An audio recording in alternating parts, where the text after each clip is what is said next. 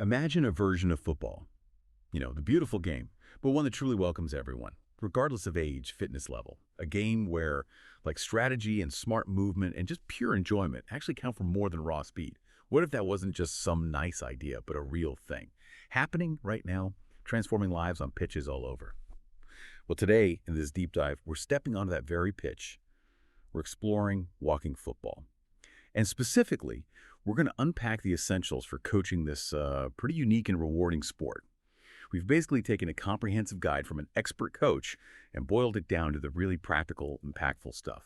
Our mission for you, the curious learner, is to give you a shortcut, a way to understand what it really takes to be a great walking football coach. Effective, inclusive, fun, whether you're totally new or maybe just looking to sharpen your skills. So let's unpack this. What really makes this game tick? What is walking football like, fundamentally, beyond just no running? Yeah, that's the perfect place to start. Fundamentally, walking football is this brilliant adaptation of the traditional game. It's reimagined for, well, accessibility and longevity, the main things. Yeah. Simple. Absolutely no running, no heavy physical contact, and a really strong focus on inclusion. That's key. Inclusion, okay. Yeah, and that just opens up football to everyone, all ages, all fitness levels, but it's particularly amazing for older adults, people who maybe thought, their playing days were long gone. Right, giving them that chance back. Exactly. It's a fantastic way to stay active, social, keep mentally sharp too. You still get the skills, the teamwork, even that, competitive buzz we all love about football, but it's done in a way that's sustainable, lower impact. That focus on inclusion, it sounds, well, incredibly powerful. But for a coach, does that mean you have to change your whole mindset? Like, what's the biggest difference philosophically stepping onto a walking football pitch compared to, say, a regular soccer practice? Oh, it absolutely does. Big time. As a walking football coach, you're not just, barking instructions. You're really a motivator, an organizer, a teacher, all rolled into one package. The core principles. They really revolve around creating an environment where every single player feels encouraged, where they can improve, sure, but at their own pace. And crucially, where they're actually having fun. That's huge. So less about being a drill sergeant, more about cultivating like a specific atmosphere. Precisely. Yeah. Your responsibilities go way beyond just, running drills. Yes, of course, you teach the fundamentals, things like short, accurate passing, close dribbling control, smart movement off the ball, and shooting, but with controlled power, not blasting it. And you've got to be patient. Can't assume everyone's played before. Patience is key. But just as vital is creating that positive, inclusive atmosphere. Walking football, you see, it's as much about the social connection as the physical activity. You've got to make sure everyone feels valued. It doesn't matter about their ability or if they were a star player years ago. Right. Everyone's equal on that pitch? Exactly. You're encouraging teamwork, celebrating every little success, big or small. The emphasis is really on participation, effort, not just winning. That's a massive shift from a lot of traditional football environments. Yeah, I can really see how that would change the whole feel of a session. Yeah. And keeping it fun, that seems absolutely essential for keeping people coming back, right? Yeah. Especially if they're maybe returning to sport after a long break. Yeah, totally. Keep the sessions light, keep them varied. Always aim to end on a positive note. You want players leaving with a smile, looking forward to the next time. Makes sense. And finally, you absolutely must adapt and differentiate. This is critical. Your players will have this huge range of fitness levels, abilities, experience, you name it. So you need to be ready to tweak drills, modify things to meet individual needs. Patience and understanding, again, are just crucial here. And I guess that patience really pays off when players start to get those fundamental shifts in how the game actually works. Because it's those unique rules, isn't it? They really define walking football. I mean, when I first heard no running, honestly, I wondered how it could still be football. It's actually quite ingenious how they reshape everything. Yeah. The rules are the absolute foundation. First and foremost, walking only, no running. That's the big one. Players must keep one foot on the ground at all times. No jogging, nothing. The defining rule. Absolutely. I often use a playful reminder, pretend you're a penguin, no running allowed. It usually gets a laugh, helps it stick. A penguin. I like that. It paints a picture. So it's basically like this sophisticated kind of dance, trying to outmaneuver people without actually touching them. That's a great way to put it. And that leads right into the next critical rule. No physical contact. This is just paramount for safety, for accessibility. We're talking no slide tackles, obviously, but also no bumping, no pushing, no barging, none of that. You can block the ball with your feet, sure, but not using your body to knock someone off balance. And just to be crystal clear, no slide tackles. Strictly off limits. Prevents injuries. The focus is winning the ball safely, staying upright. Right, safety first. Then the games themselves are structured differently. Shorter game durations, usually like 15 to 35-minute halves. Prevents overexertion. Vital for safety and enjoyment. Teams are usually smaller too. Smaller teams, often 5v5, maybe 7v7, means everyone gets way more touches on the ball, more involvement. Makes sense. More touches, more fun. Exactly. And the no offside rule, that simplifies things massively, gives players more freedom to move, removes a common point of frustration. Yeah, no offside traps to worry about. And finally, players are encouraged to keep the ball below head height, roughly, say, 6 feet. Just avoids dangerous high kicks, helps keep control. Though you might find some teams play below goal height, so below the crossbar, maybe 8 feet. Same principle, really safety near the goal. It's fascinating, isn't it? How these rules, which sound simple on paper, don't just tweak the game, they completely reshape it. It becomes something, well, entirely new, but still recognizably football. Forces a different kind of intelligence. It really does. So, okay, given these unique rules, how does a coach structure a session then to make it effective, keep people engaged, develop skills? Sounds like you can't just pull out a traditional football training plan. No, you absolutely cannot. Good planning is key. And for a typical, say, 1-hour session, we generally recommend a consistent 4-part structure. It's built around player enjoyment. So part 1, the warm-up, about 10-15 minutes. Start with dynamic stretches, then maybe a passing rondo. Sorry to interrupt, but for anyone listening who isn't sure, could you quickly explain what a rondo is? Oh, yeah, sure. Good point. A rondo is it's a great drill. You have players in a circle, 1 or 2 defenders in the middle trying to win the ball back. The players on the outside pass it around quickly, trying to keep possession away from the defenders. It's fantastic for like short passing, awareness, quick decisions in tight spaces, all without any running, which is perfect. Got it. Like piggy in the middle, but with more purpose. Exactly. So after the rondo, part 2 is the main football drill. Again, 10 to 15 minutes. This focuses on whatever the session's topic is, passing accuracy, shooting technique, whatever. Then part 3 is the practice match. And this is the biggest chunk, 30 minutes. This is where they get to apply what you worked on, but in free play. You step back a bit, minimal coaching during the game itself. 30 minutes for the game. That's like a half the session. What's the thinking behind that for walking football specifically?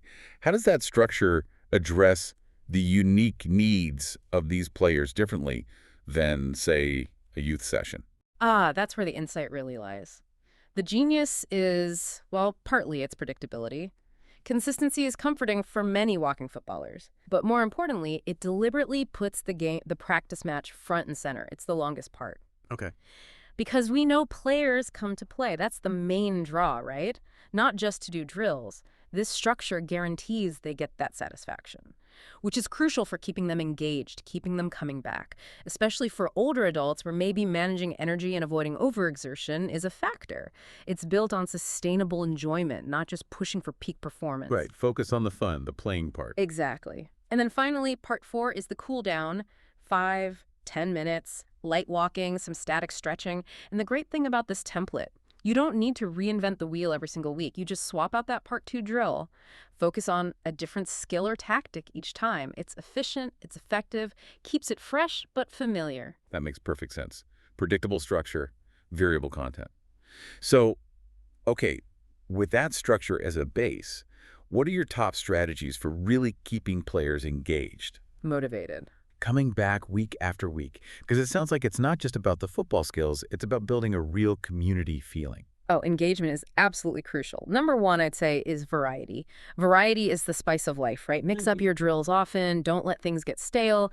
Incorporate fun themes or games sometimes. Like you could do a walking football Olympics with little skill challenges or run a mini World Cup tournament over a few weeks. Oh, fun. We've even done something called a Pass Master Challenge. Had different stations, target passing, passing through the gap, a one-touch relay. It's amazing how a bit of structure like that adds loads of fun. Yeah, gamification. Exactly. Second thing, positive reinforcement.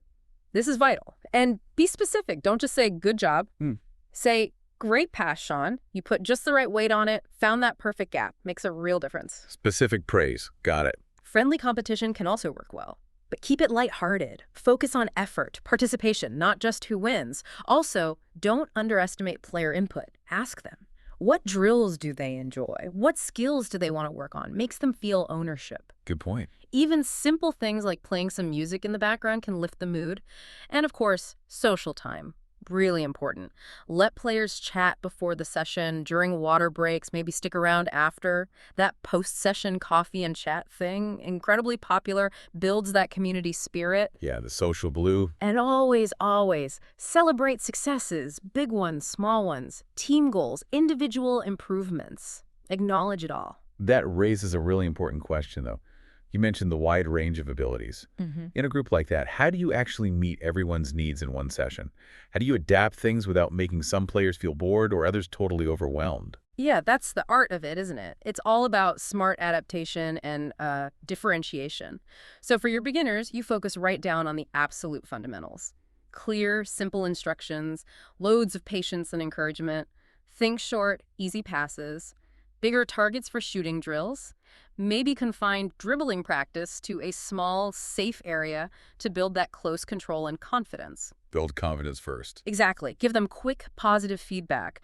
For intermediate players, you can start introducing more complex drills. Give them more specific feedback on technique, maybe tactical awareness. Encourage them to take a bit more responsibility, perhaps leading a quick warm-up drill or something. Okay. Examples might be passing drills that involve movement and combinations off the ball, or slalom dribbling courses where the cones are a bit closer together, forcing tighter control, quicker decisions. Upping the challenge slightly. Yeah, progressively. And then for your advanced players, you challenge them, introduce more advanced tactics, encourage them to think critically, make decisions under pressure. You can even use them sometimes to help mentor the less experienced players or demonstrate a tricky drill. Right, using their experience. Think about things like passing patterns designed to break through defenders, or using those rondos we talked about, maybe making the circle smaller or adding another defender to increase the pressure. The key is always providing that progressive challenge, but within a really inclusive, supportive environment. Nobody gets left behind. So it's about creating pathways for growth for everyone, rather than just a single one-size-fits-all training session. That feels like a really profound shift from how maybe many of us experienced football training growing up. Absolutely, and Yeah. that philosophy extends to the skills themselves. Take dribbling and walking football. It's not about raw speed, obviously. It's all about close control, smart movement. Players need to learn to keep that ball incredibly close, glued to their feet almost, using all parts of the foot inside, outside the sole, and remembering that golden rule. Look up, scan the pitch, see where your teammates are, where the opposition is. Ball mastery, but at walking pace. Eyes up, yeah. Crucial. Then passing. It's all about precision and teamwork here. Yeah. Key steps. You need proper plant foot positioning alongside the ball. Use the inside of the foot. That's your main striking surface for control. Aim for the center of the ball for a nice flat pass. And follow through towards your target. The coaching tip is simple. Pass with purpose. A lazy, underhit pass. That's just asking for trouble and easy interception. A sharp, accurate pass keeps possession, builds the attack. Purposeful passing. And turning, changing direction, absolutely crucial for evading opponents when you can't just sprint away.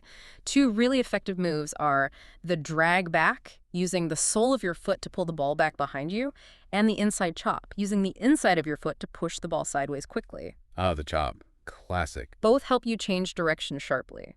And shielding the ball, using your body position to protect it while you turn, that's essential too for keeping possession under pressure. Okay, so if running is out and physical contact is minimal, how do teams actually get a tactical advantage? It sounds like the whole idea of strategy has to be completely rethought. It really is, yeah. Without running, things like strategy, intelligent movement off the ball, and really sharp decision-making, they become massively important. Way more important than just raw athleticism. Team shapes still matter, of course. You might set up in a 2-2-1 for balance, or maybe a 3-2 if you want to be more solid defensively, or a 2-1-2 for attacking focus. But it's how the players move within those shapes that really counts. The movement within the shape. Exactly. And a core principle here is the triangle passing system. Think of it like building lots of little constantly shifting triangles all over the pitch. When one player has the ball, their two closest teammates should instinctively try to move to create diagonal passing angles. Ah, creating options. Yes, always giving the player on the ball at least two clear passing options. It keeps the ball moving efficiently, makes it way harder for the opposition to intercept. It also helps players stay calm on the ball, because they know there's likely an outlet available. It's like that correct diagram principle coaches sometimes talk about maintaining those vital diagonal angles for support. Triangles. Okay, I can picture that. Uh, Keeping the options open. Then there's switching play, another key tactic. If one side of the pitch gets crowded, congested, moving the ball quickly across to the opposite, open side creates space and time instantly. Right, stretching the opposition. Exactly. Imagine a defender under pressure, maybe passes back to a teammate in the middle, who then immediately pings it across the field to the winger on the far side, pulls the whole defense out of shape, creates gaps to exploit. Smart. And for attacking, specifically. Without the pace. Well, you've got the give and go, the classic 1-2 pass. A quick pass, move into space, walking, of course, receive the return pass, gets you past defenders without needing speed. Hmm. Also, using a target player can be really effective. A striker who's good at shielding the ball, back to goal, they hold it up, draw defenders in, and that allows teammates to make walks into better attacking positions. Holding it up, bringing others into play. Yeah, and on the defensive side, a compact defensive shape is vital. Defenders need to stay close together, move as a unit, block those passing lanes, deny space between them, make it hard for attackers to play through. Staying tight defensively. And finally, there's the idea of controlling the tempo. This is more strategic. If your team is leading near the end, you can slow the game right down. Short, safe passes. Keep possession. Frustrate the opposition. Conversely, if you're losing, you need to increase the tempo. Quicker passing, trying to move the ball into attacking areas faster, maybe unbalance the defense. So what we're really seeing here is this profound shift, isn't it? In walking football, it's not about who's the fastest or the strongest player.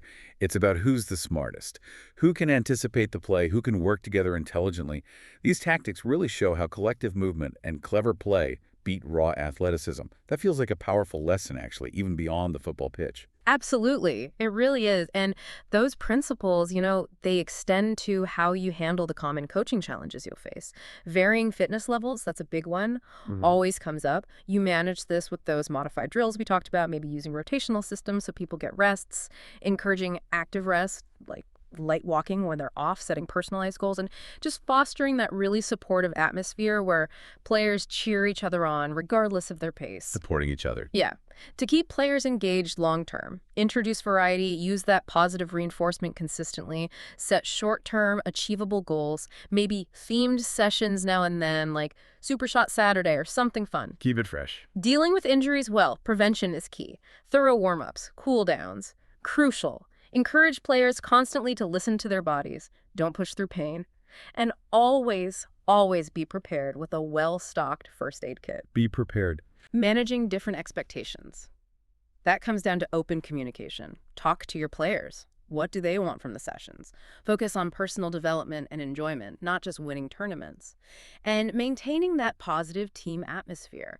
Team building activities help. Celebrating successes together, maybe even establishing a simple walking football code of conduct that everyone agrees on, emphasizing respect, fun, fair play. That covers a lot of the coaching side. But what about the players? For those who really get bitten by the walking football bug, can they actually practice and improve on their own outside of the organized sessions? Or is it mostly a group thing? Oh, absolutely. They definitely can. Mastering skills at home is entirely possible and really beneficial. For dribbling, ball control, they could try things like the stay in the box challenge, marking out a small square and trying to keep the ball inside while moving, or dribbling in a figure-8 pattern around, cones, shoes, whatever they have, or doing happy feet dribbles, tapping the ball quickly between their feet while stationary. Great for touch. Simple drills at home. Yeah. For passing, the classic wall pass is brilliant. The wall is your silent, ever-reliable teammate, as someone once called it, perfect for working on accuracy, control, receiving the ball back. Or target passing, setting up household items like laundry baskets, or even just aiming for a specific chair leg in the garden. Makes it a bit more fun. Huh. The silent teammate. I like that. For shooting, they could set up mini goals or just practice shooting at targets, maybe a specific spot on a fence or wall in the backyard.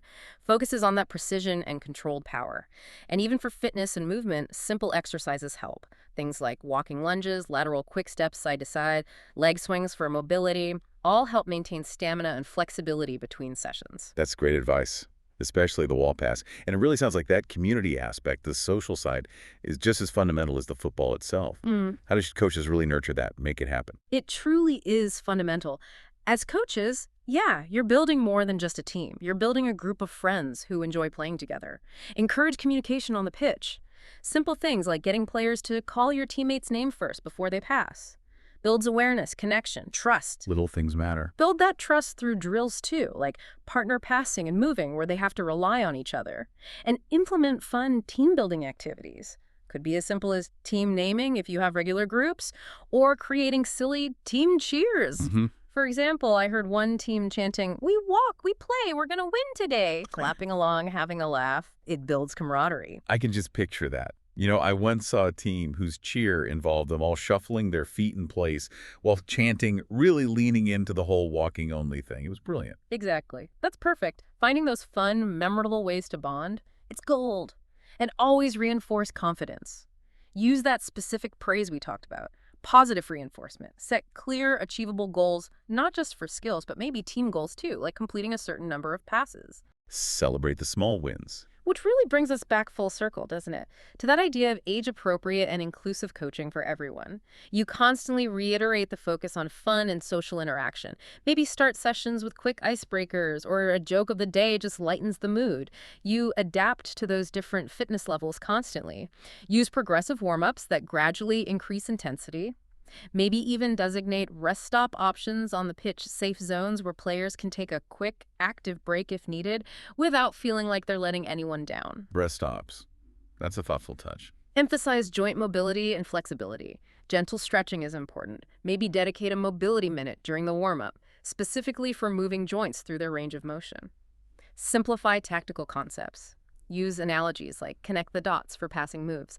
Maybe create a visual walking football playbook with really simple diagrams they can look at. Keep it accessible. Make tactics easy to grasp. Reinforce motivation with positivity. Perhaps have a Hall of Fame board, not necessarily for best player, but maybe most improved, best team spirit, that kind of thing. Celebrate contributions.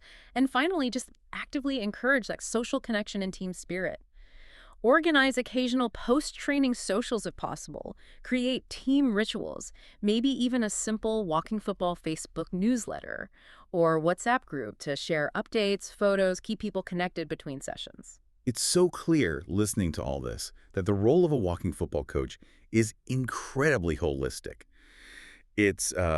It's not just about teaching football, is it? It's about well-being, social connection, creating this truly welcoming space, really making it walking football for everyone. That's exactly it. That's the heart of it. So this deep dive, we've really explored the unique heart of walking football, from its distinct rules that so elegantly reshape the game, to the multifaceted role of the coach who's part mentor, part motivator, part community builder, it seems. We've seen the importance of having structured sessions, but keeping them engaging. How fundamental skills and even advanced tactics get adapted brilliantly for this unique pace. And just that paramount focus on community, on well-being, and on inclusion. Yeah, that sums it up well. It makes you think, doesn't it? Yeah. Imagine how the dynamics of any team, whether it's in sports or maybe in business or just in life, how they might shift if they applied that walking football principle.